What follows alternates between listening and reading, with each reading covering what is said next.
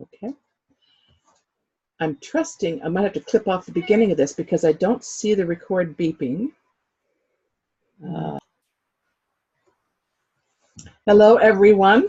I'm here today with Jane Hardwicke Collings, and before we start speaking with her, I want to give a little context for what we're doing. Welcome to the Four Mothers of the Women's Spirituality Online Resource Center. I'm your hostess, Vajra, and I'm the curator of the project. Women's spirituality emerged as a major component of what's known as the second wave of women's liberation, which took place in the 1970s and 1980s.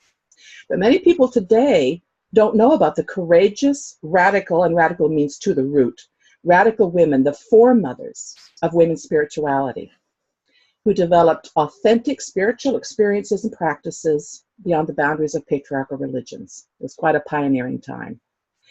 These feminists followed their passions, their convictions, and a growing body of scholarly historical knowledge to connect in various ways with nature and female-honoring spirituality that far long preceded the last 6,000 years of the father gods.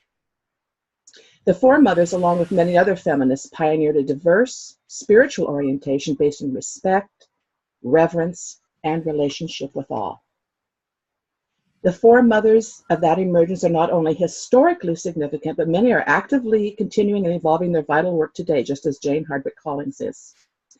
That is why the Resource Center was created, to provide an historical overview via personal testimonies like today and recollections of the formative first 2 decades of the women's spirituality movement, and to learn about the presence of this ongoing work today. So we are inviting you to meet these women now in the form of taped interviews, with additional interviews and resources to be expanded as time goes on. Our interview today is taking place in the year 2018. So we are going to be speaking with Jane Hardwicke Collings. And first, Jane, I'd like to read your bio so that the people get a sense of who you are. Jane Hardwicke Collings is a midwife, a teacher, writer, and menstrual educator. She gives workshops internationally on mother and daughter preparation for menstruation, the spiritual practice of menstruation, and the sacred dimensions of pregnancy, birth, and menopause. Jane founded and runs the School of Shamanic Womancraft, formerly called the School of Shamanic Midwifery, an international women's mystery school.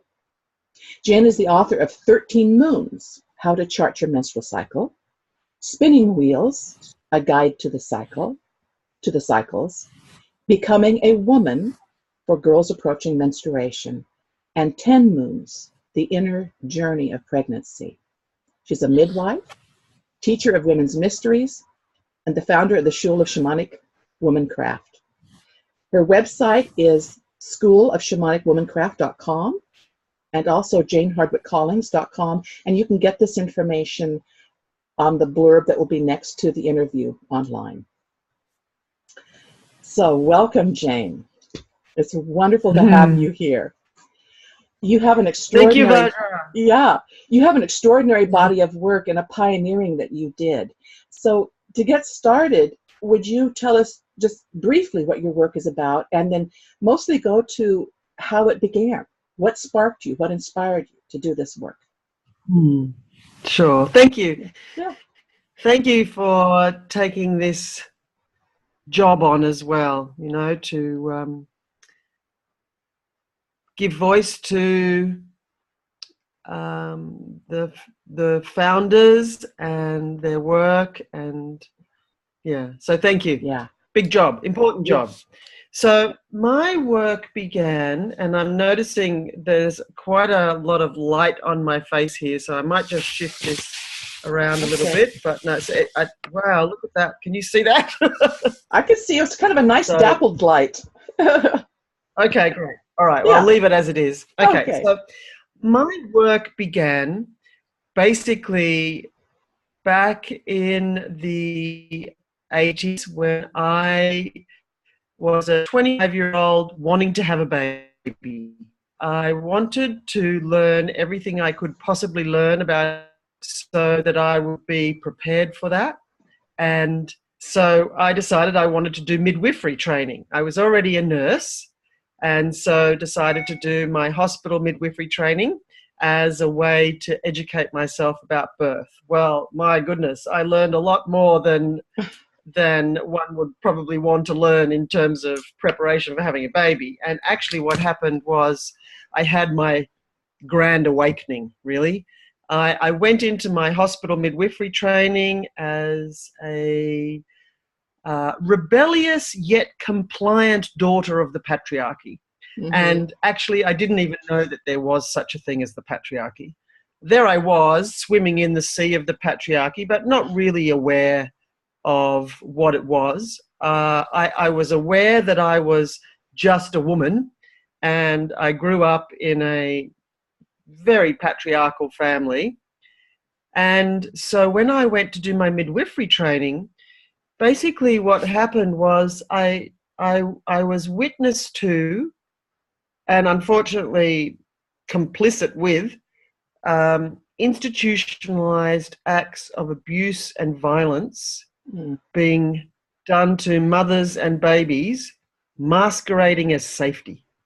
And this was like a dawning for me. I watched women have their choices taken away and babies be treated roughly and disrespectfully, and mothers not being honored for what they were doing or what they were feeling or their journey. There was a homogenized process that women were being pushed through to process them. And so this was my awakening, and I finished my midwifery training and then took myself on a self-imposed exile into the world of home birth, where I met my tribe, and that tribe was really the community of women and their men who were seeking an alternative to the hospital birthing practices as a way to make sure that their needs were met, really, and that their babies were treated gently, and that they didn't have to do things they didn't want to that were unnecessary. So it wasn't a rejection of help, but really just a rejection of unnecessary intervention that always ends up in a doom loop. So Jane, that's how I began. Yeah, can I ask you something here? Because it's kind of amazing that you, compliant daughter, rebellious yet compliant daughter of the patriarchy, watched these practices, and all the other people around you weren't registering how violent it was and how abusive. But somehow you were able to see that. Yeah. You had a fresh view of it. Is it still going on today? Oh, yes. It's still going on today all over the world. Yeah. In some places it's worse than others. In some places around the planet there are alternatives available to women, but not in many places. And you have to really know what's going on in order to be able to know to make the choices to avoid it. So it's kind of like it's a strange setup where basically the way I see it is that during this amazing rite of passage for women, childbirth, that is a place of great power. You know, it's the place where it's the experience in a woman's life when what we would want for her is that she would come out of it going, oh, if I can do that, I can do anything, which is perfect because that's the job description for mother, be able to do anything. Yeah. Yeah. Yeah. And so that's not what's happening. The statistics around the world in the modern Western setups are dismal, you know, like cesarean section rates are high, induction rates, so making labor start when it hasn't already, are really high. And so the vast majority of women are coming out of a birthing experience not having found their inner power and strength, but rather having handed over their power or having had their power taken from them by professionals. You've had 3 birthing experiences yourself, right? And the first one was of one quality and the other 2 are another. Would you share that with us, how that was for you? Certainly. So that my birthing experiences personal birthing experiences have taken me on the journey to me being who I am today and wanting to do what I do. So my first birth really taught me, so I was like 28, and my first birth taught me that you can't necessarily just order the birth experience that you want. It's not like that. It's not a shopping experience. It's not a writing a birth plan and then having that fulfilled. What I learned from my first birth experience, which was a planned home birth that ended up as a cesarean because I couldn't push I didn't know it was a boy at the time, but I couldn't push his head out. And later I realized that the head that I couldn't get out of the way was my own. So my first birth experience taught me about all the different influences that play out in birth. And it taught me that the births we have are as if a culmination of our lives thus far. They are as if a readout of our mindset, our beliefs and attitudes and fears. It's what that enables that is our birth experience. And it holds within it great teachings and lessons for us to take us to the next place on our journey. So my first birth taught me about surrender. And I didn't even realize that I didn't even know how to surrender. So it was a big lesson in realizing that although I knew the concept, and as a midwife I'd been saying to women, surrender, surrender, but when it came to the time for me to surrender, I didn't even know how to do that. And I didn't even know that I didn't even know how to do that. So it was a great teaching for me. And there were, of course, many parallels in my life that I could see where I hadn't surrendered or that it was too dangerous to surrender. And that was like the loop in. And so I learned so much from that birth. It was really the beginning of my journey. And then I had 2 more births. So the next one was, so that first birth was Sam, and he's about to turn 33 and is a father himself. So I am a grandma there. And then my next birth 2.5 years later was a vaginal birth at home. So a vaginal birth after cesarean, back in a time when once a Caesar, always a Caesar was the main sort of, standpoint. And I, having been able to learn the lesson of surrender, I was able to go into that birth, able to know what that meant for me, and therefore had the next baby, my next baby, Ellie, who's just about to turn 30, vaginally at home, and then another baby, Jackson, about 4 years after that, also at home. And I learned more and more each birth about ways to be in that amazing space and personally, and then to be able to bring that to the women that I was midwife for as well.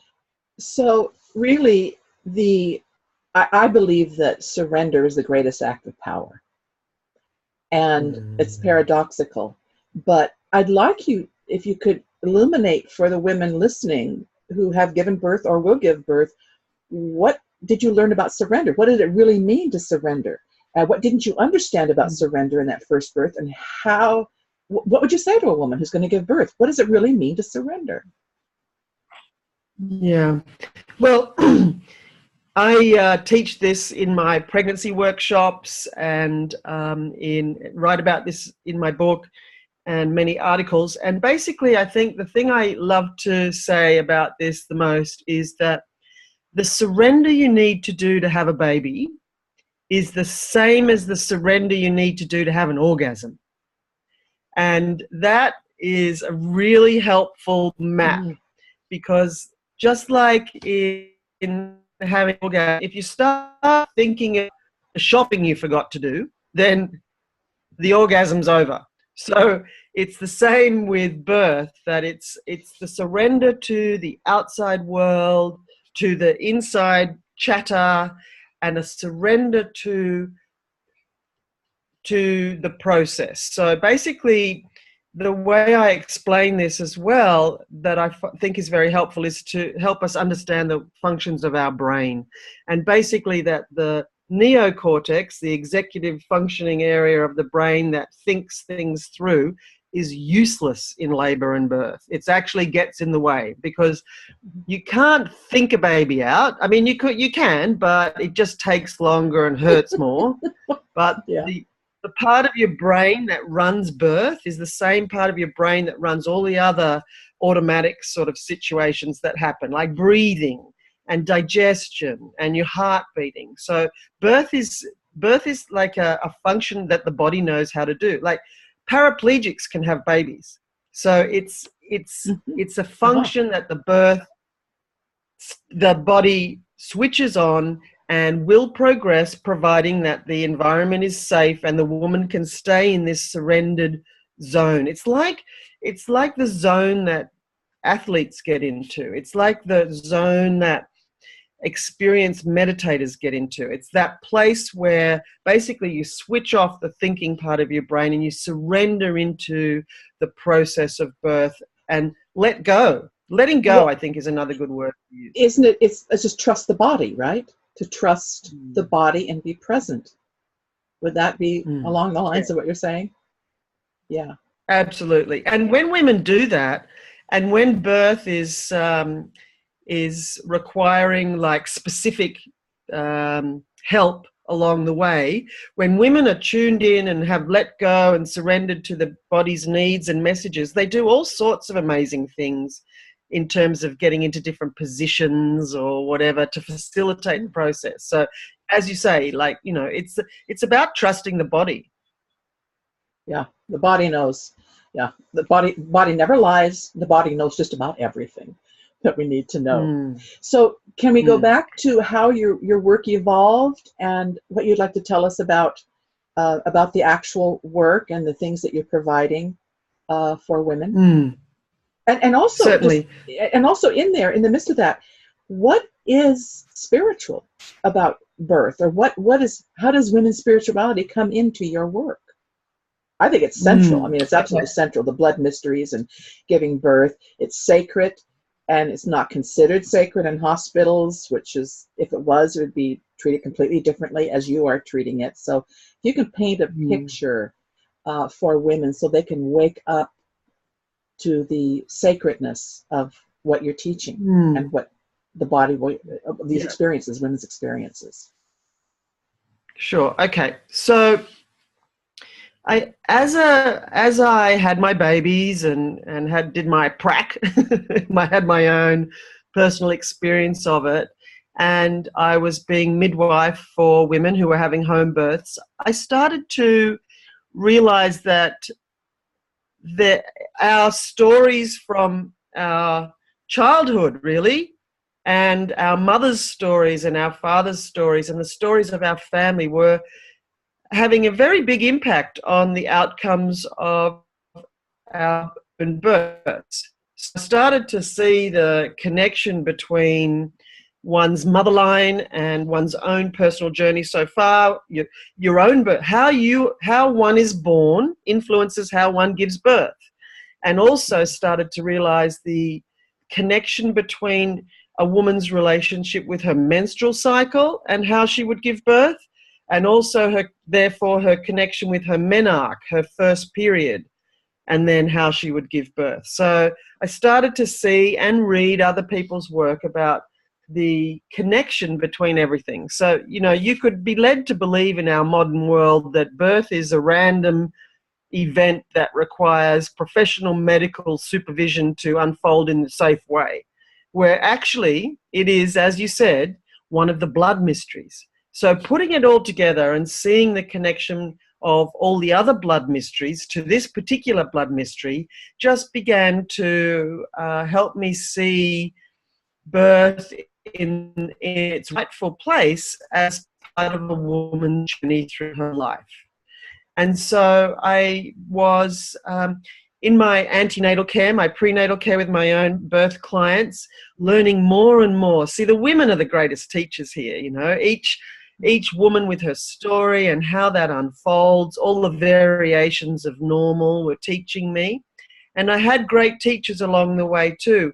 My own midwifery mentor, Maggie Leckie-Thompson, and Janine Pavati-Baker, the late Janine Pavati-Baker, who I served a wonderful apprenticeship with, learning a lot about the interconnectedness of everything and the spiritual aspects and shamanic aspects of the blood mysteries through Janine. So I was teaching preparation for birth classes and then began to teach wisdom of the cycles classes so that women could actually learn about their menstrual cycle, which was running their lives, and everybody who lived under the roof, their own roof, and yet was being seen as something that was just an annoyance, really, and a curse, rather than a magical transformational journey that women are on. So I guess I just started to put everything together and see birth in its place within the journey rather than some isolated medical event. And my school is really the thing that has probably the biggest thing that I've birthed beyond my own babies, and it's called the School of Shamanic Womancraft. It was called the School of Shamanic Midwifery until the professional registration body of the government of Australia demanded that I change the name, or else they would fine me for using the term midwife, because they control that term, which is, you know, another example of the absurdity of control over women's wisdom and knowledge, that the government would own the term midwife, providing that they could regulate the practice of midwifery. Crazy. And that's what's happening all around the world. But, you know, I was using the term midwife in its ancient and real meaning of facilitator, and the role of the midwife is from womb to tomb, not a specialized nursing process just for labor. Anyway, so the School of Shamanic Womancraft was born really as from a call to action that a young midwife asked me, or actually, you know, said to me, you've had lots of great teachers and you've had lots of experience, and it's your responsibility to be able to provide these teachings to the rest of us. So that's how that was. Yeah, I know. And it wasn't an easy thing for me to imagine myself doing either, because I couldn't see myself as a teacher. I could see myself as a midwife, but I didn't feel like I knew enough to be able to be a teacher. And I've since realized that, you know, I can't know everything and that I can be a midwife, maybe not a teacher, but a midwife, but teaching things that I've learned, passing on the wisdom, the women's wisdom. And so now that school has become international, and I travel around the world and bring the program to women all over the place and teach my workshops. And so what it's really about is reclaiming feminine power through reconnection with the women's mysteries, which are the spiritual practice of womanhood. And so we see that through birth and menstruation and menopause and, of course, death. So I met the goddess through my practice of midwifery when I saw the goddess in each of the women, and that the women were seeing their own goddess nature, often for the first time when they were pregnant, and thinking, holy moly, what's happening here? Like, this is a miracle. And so the goddess nature, the life-giving, life-bringing nature of us was right there to be seen. It's amazing. So I was just going to say that it's amazing that this is not recognized. That, for instance, in the Catholic Church, birth is not considered a sacrament, not to my knowledge, and Judy Chicago, back in the day when she was wanted to do a project, the Birth Project, the artist, she couldn't find anything. Went to the library, couldn't find anything about birth being a sacred event. There was nothing. And I think that this goes to the core of patriarchy. I mean, this is woman's power, unique to woman, and the sacredness of the experience, and also all of these mysteries. Now, a lot of people who are going to be viewing this don't know what we mean by women's mysteries or the blood mysteries, or the kinds of things that a woman can experience in menarche and menstruation, in addition to birth. Can you illuminate that a little bit for the people who will be listening to this, who are new to it? Sure. And something just before I do that I often say when I'm talking about everything, that whenever we see anything to do with the feminine, or women and the feminine, that's put down or seen or painted in a negative light, that it's a clue. And it's a clue that it holds power.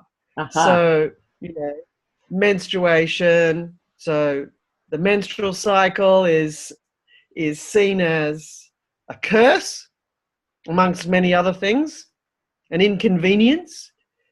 And birth is seen as a dangerous event. And menopause, I think menopause being the cessation of the menstrual cycle, is probably second to birth as the most feared and unknown experience in a woman's life. So that's when she's really that's when she's really stepping into her power. A woman is stepping into her power in menopause. We have so much experience. We're stepping into our wisdom.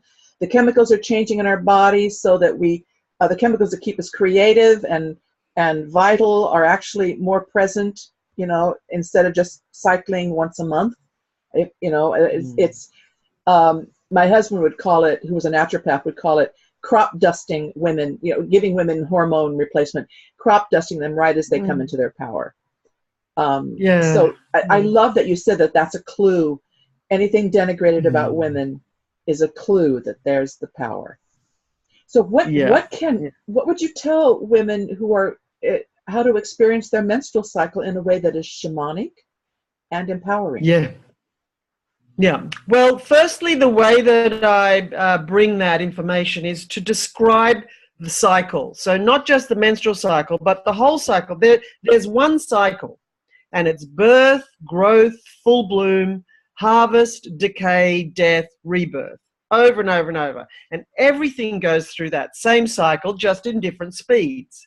So the cycle of a day is 24 hours. The cycle of a year is 365 days and 4 kind of main seasons. The cycle of a life, and then the lunar cycle, the moon, and then the menstrual cycle. So the cycle of the menstrual cycle, it takes us through as if the 4 main seasons of the earth. And what happens through that time is just women are as if the earth, little versions of the earth, and we have the opportunity to be reborn every cycle.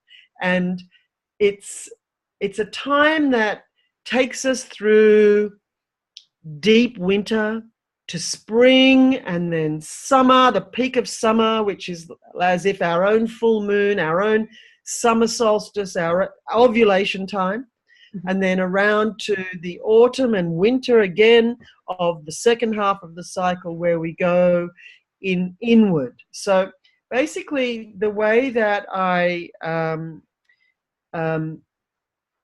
help women understand the transformational magic of their menstrual cycle is to remind them of everything that they already know that the earth goes through, the seasons and all of that. So the first thing that I always recommend to any woman who's beginning on the path of spirituality or women's mysteries or their own journey through life, understand what the way to do it, begin to chart their menstrual cycle.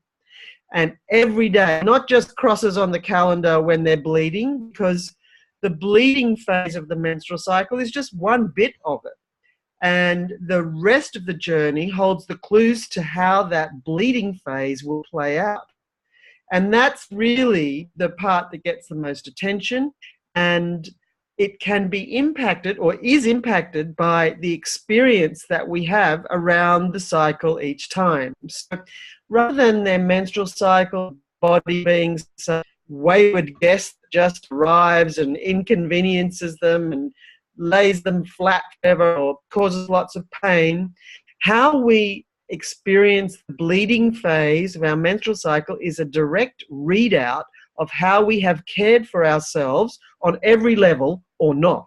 So the menstrual cycle, as you were saying before about the body holds everything. Just like for birthing, the menstrual cycle is the place where we can read how we're caring for ourselves or not, and change by caring for ourselves. So the magic inherent in the menstrual cycle is really the transformation each go round the wheel that we have. So we get to go whatever not serve us, grow big the next way round the cycle. And we get to plant metaphoric seeds that we nurture into their sprouting and full bloom and harvest cycle. It's the magic inherent in the menstrual cycle is so awesome, and a way to really have a real good kind of to be in the driver's seat of our lives if we're on top of our menstrual cycle, planning what the information is there. And it's very simple. And oral contraceptive pill, the pill, and hormonal IUDs and implants and injections mean you don't have a menstrual cycle. It's a hormonally run cycle. So it's like it switches off so many things in your body and puts you in this sort of pseudo-pregnancy state. So I'm talking about the menstrual cycle without any controlling hormones. So it's really the path in, as I can see it. And there's a big reclaiming happening around the menstrual cycle, the red revolution, or the red tide rising, as it's been often called, the red tent movement. So there is a reclaiming happening, and not a moment too soon. And one of my main focuses in my work is to help mothers and daughters arrive at menarche, the first period, with some information, with some preparation, and not just the science lesson side of things, but the transformational, magical opportunities of the menstrual cycle. I just did a workshop with a group of mothers and daughters last week, and it was so divine. These little 10 and 11-year-olds just so open to whatever their mothers were taking them to learn about, and so different to what really happens, a bit of schoolyard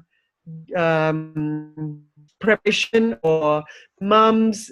See, mums can only teach what they've been taught or else bring what they've learned. And I'm part of this research project called the Vajra project. Shall I tell you a bit about that? Oh, yes. Please tell me about that. Yeah.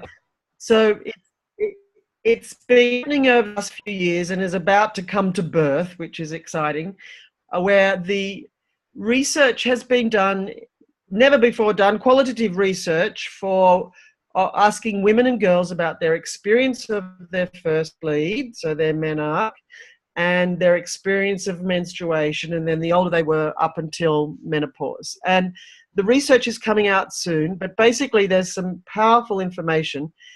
So in the group of 11 to 16-year-old girls, so this has just happened, so they're still around that age, that 69% of them, so, a lot of them, like nothing to do with their period. They either don't like it at all or can't find anything good about it. So that's really a very sad thing, rejecting their body's process. We know it's going, menstrual change leads to body shame, leads to low self-esteem, leads to dangerous sexual decision-making, leads to all the faces of the wounded feminine that we see in our culture.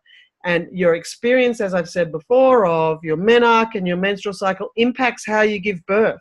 You know, there's lots of awesome research about the patriarchal control of women through the menstrual cycle, the containing of the menstrual cycle as an experience that women reject is a way to control women. And then the other piece, which is frightening, is 35% of women in this survey, and there were 3,500 of them, 35% of them didn't know what was happening when their first blood came. So that shows such a, that is not a good way to start. It's scary. It's terrifying. Yeah, sure. It's terrifying. Yeah, I'm bleeding. What's going to happen? I'm going to die.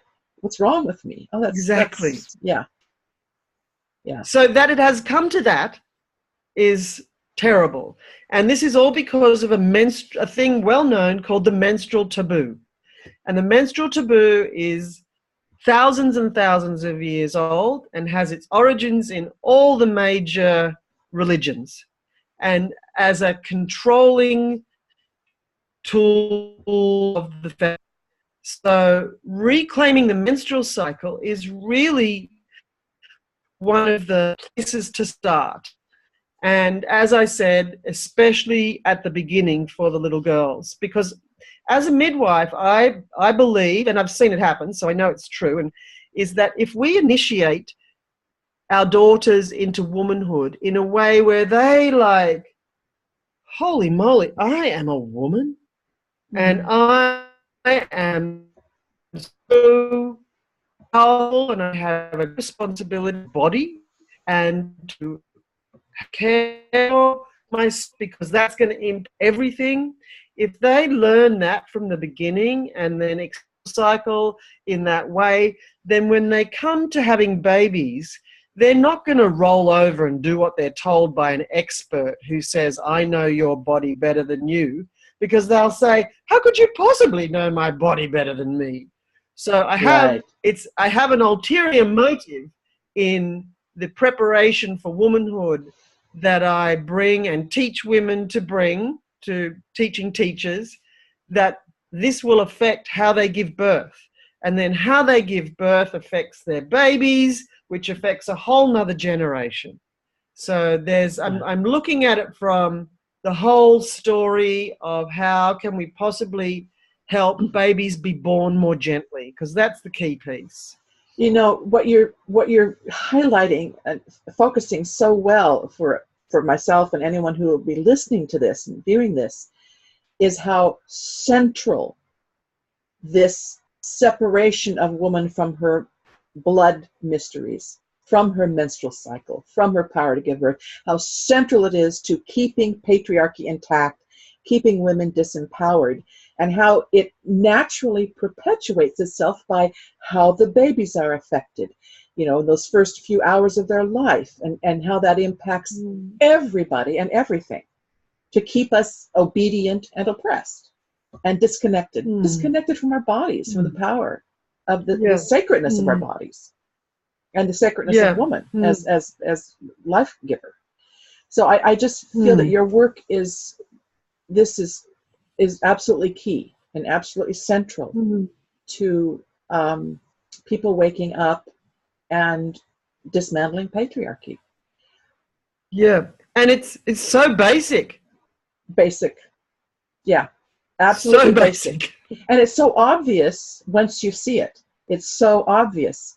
I'm sure that if you were, that as you described your experience in the hospital, your first experience was a midwife, and you were seeing the abuse and the roughness that is part, and the intervention and the disempowerment of women in their birthing. If women are just spoken that just a little bit, it can break them from the trance.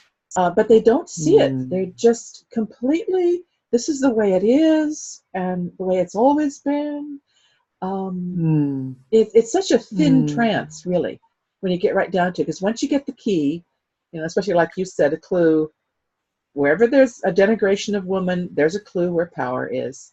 Once you have that key, you just everything opens up. And also, I think that one can see what's going on in their own lives, to think about what stories they've been told about how it happens in their family. So one of the key questions in preparation for birth that I bring to my pregnancy classes is, so how do women in your family give birth? What are the stories that you've grown up? And that has a huge impact.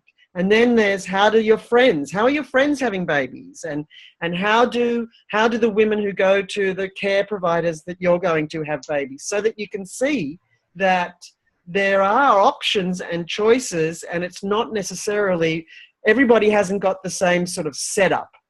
And seeing that there are choices and impacts that can that can lead you down different paths, where a whole nother world opens up. And to open up to a world where birth is held as a respectful rite of passage, because the other clue here, or not so much clue, but important thing for everybody to remember, is that menarche, so first period, and childbirth and menopause, the blood mysteries, the women's mysteries, are actually rites of passage.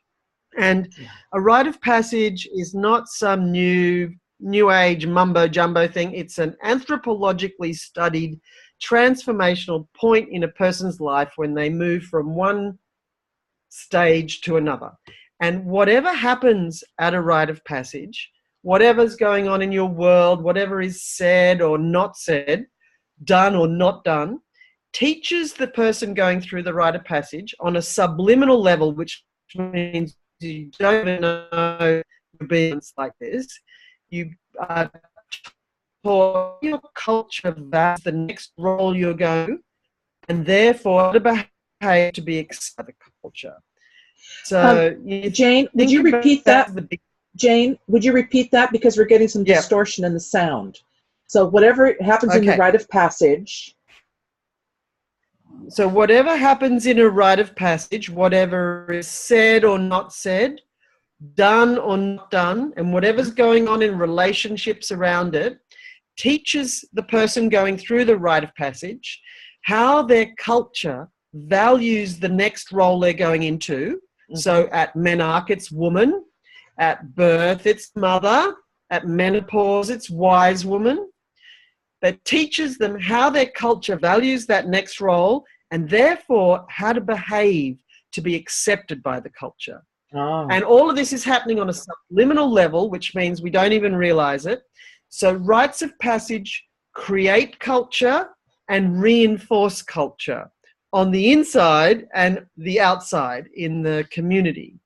And so when this is a big piece in the work that I do with women, or help them do, is to think about how their experience of their first period, what it taught them about being a woman and how to behave to be accepted by the culture. And then again in birth.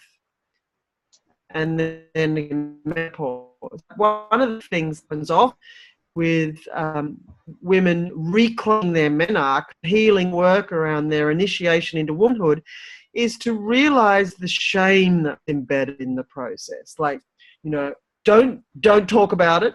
Don't let the boys know. Keep quiet, and whatever you do, don't leak. So the shame that is introduced at the beginning teaches us that our bodies are shameful, our bodies are unpredictable and out of our control, and that women, therefore, like your body equals you, and so women are unpredictable, women are shameful, women are out of control. So in order to behave to be accepted by the culture, you need to have all of that totally under control. And that's impossible. So we end up being programmed to lead impossible lives, and then the menstrual cycle takes over. And if we look at the menstrual cycle now as an entity, so say the menstrual cycle is a and energy in and of is screaming for it. To pathology in menstrual cycle around the planet now is on beyond.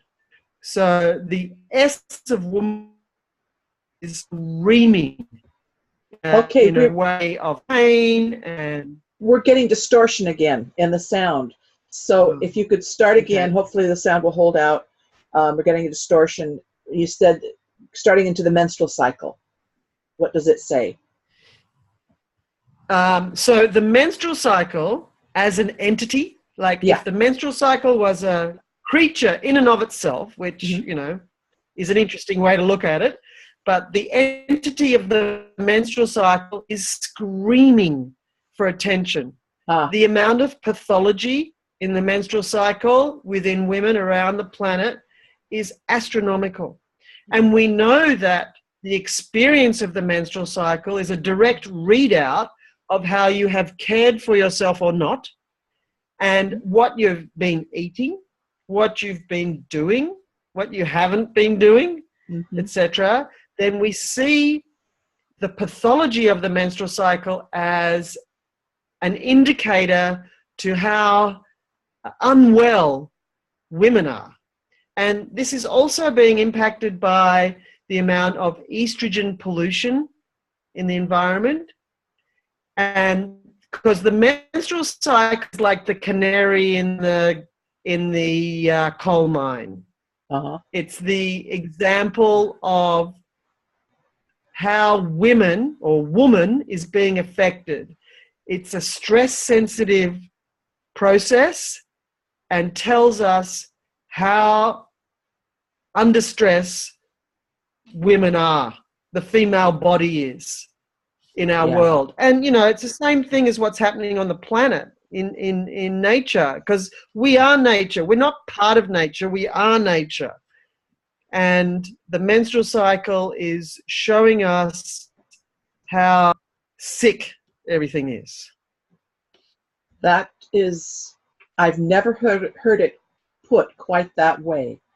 And that is very illuminating. That is an incredible framing. It just indicates how important your work is and how important this wisdom is. What about, as a rite of passage then, you've spoken about menarche and you've spoken about the menstrual cycle. What does the rite of passage of motherhood tell us in this patriarchal culture? What's the message there? Well, one example is what we can see the impact of an induction of labor. So what that means is when a mother hasn't gone into labor at the right time, like, you know, there is no right time. For the doctor's golf appointment, for the doctor's golf game, right? Okay. Yeah, sometimes it's the golf game and sometimes it's just the conveyor belt system that processes all the women. And they're at around 40 weeks, which is like the average length of pregnancy. But average doesn't mean, you know, average just means the middle of a range. And so what's happened is that's become the time. And then in different institutions and with different practitioners, they have different policies and procedures. But basically, at around 40 weeks, in the mainstream, the beginning of talking about if you don't go into labor on time, you will book an induction for you 41 weeks or 41 and a half weeks or whatever. So all of a sudden, the whole concept of time and clocks and dates and measurement comes in, and if a woman doesn't go into labor by the date that the professionals are saying is the right date, then they take over and they make the labor happen. So in Australia, it's like between 30 and 40% of women are having inductions of labor because they haven't gone into labor on time. And the time is really the right to be looking at. However, it's the way they do it. And so these women go into labor, the process, the rite of passage of motherhood, already knowing that their bodies don't work properly. They haven't gone into labor at the right time, so they need to have the professionals come in and flick a switch to make their bodies work. So going into motherhood, already knowing that your body doesn't work properly, according to the professional's opinion, is like starting motherhood on the back foot and not appropriate. So that's just one thing. And then there's all the drugs used for controlling the childbirth, applying that it just like a process that is unnecessary. In fact, the pain of labor is a portal.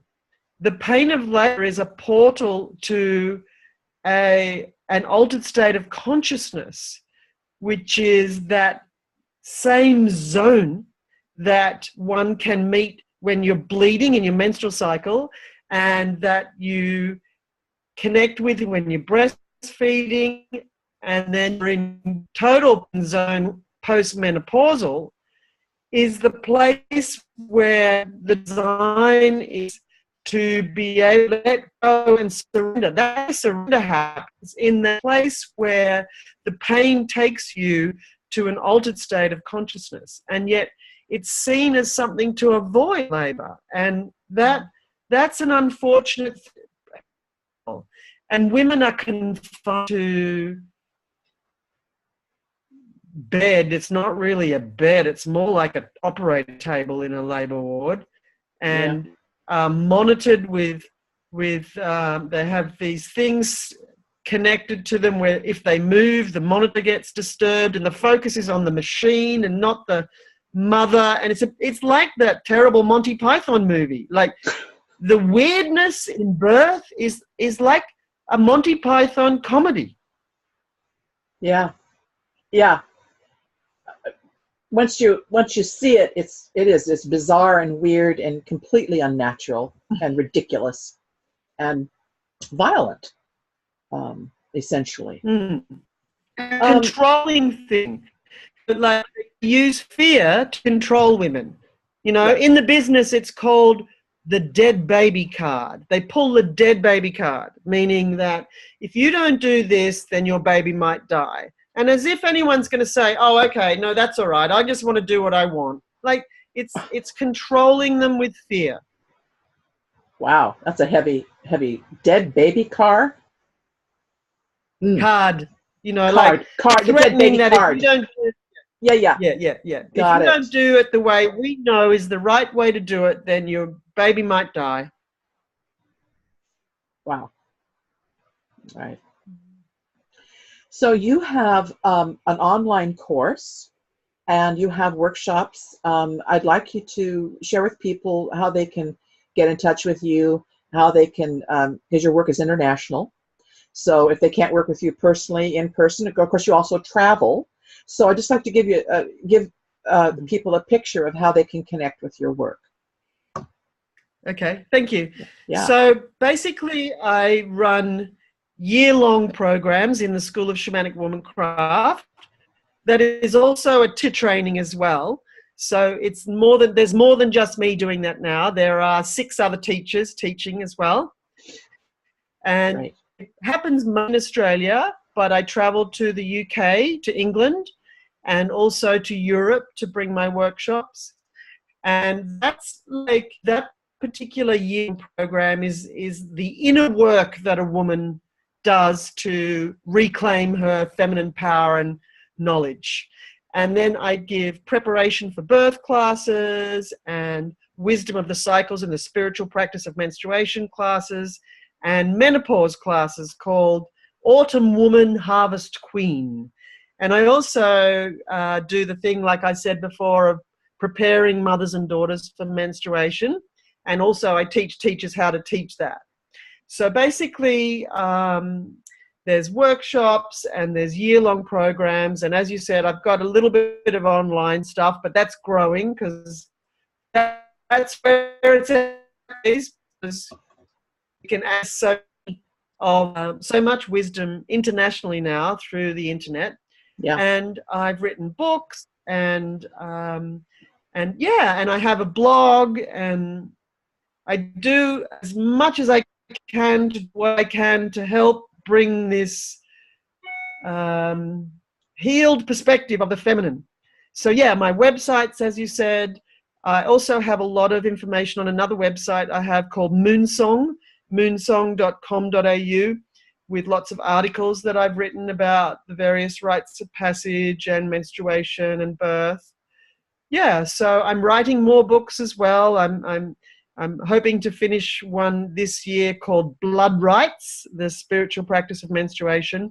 So yeah, my life is dedicated to the goddess, and the way I see that is that I'm working for the goddess, doing what I can to help heal the wounded feminine and the wounded masculine of our patriarchal culture. Thank you, Jane. Thank you. It's an ongoing work. You have a beautiful body of work, and it's more important than ever now. And we're going to have when this goes up, there'll be a blurb with the interview here, a written blurb that people can see visually, and they'll be able to see that your websites and be able to get in touch with you. Is there, in parting, what would you like to say to women, or to women and men, as a sort of your parting message for today?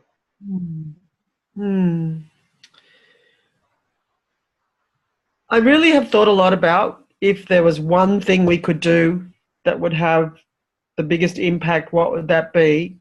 And I think it's to reduce menstrual shame. And the way to do that is for women who are already in their bleeding phase to learn as much as they can about what their bodies are teaching them through their cycle,